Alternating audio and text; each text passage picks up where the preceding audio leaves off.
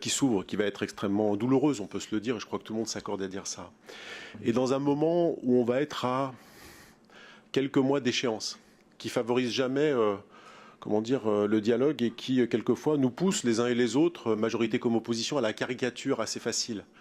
Et si vous voulez éviter les effets de manche qu'on a pu faire les uns et les autres, parce qu'on en a fait quelques-uns aujourd'hui, on vous l'avait déjà demandé de faire une commission générale, transpartisane, sur cette question de budget, de faire un certain nombre de réunions où vous associez l'ensemble des parties prenantes, et y compris de l'opposition, pour faire ce que vous venez faire là sur un certain nombre de points, de la pédagogie. Je pense que vous n'avez qu'à gagner à prendre cette initiative et pas simplement nous renvoyer au budget en mars.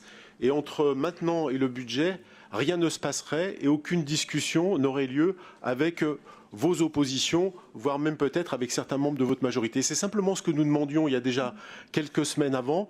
Ce n'était pas pour vous importuner, pas pour vous embêter, mais pour éviter d'avoir des propositions qui soient complètement décalées et qui rentrent dans le sérieux budgétaire tel que vous l'avez indiqué.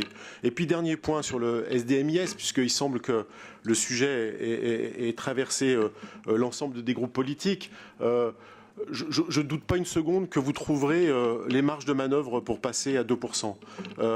Nous avions en 2018, 2019 et 2020, sur une délibération de septembre 2017, acté 1% par an, avec au milieu la période Covid. Ce qui est valable pendant cette crise de la période Covid est sans doute valable pendant cette période de crise.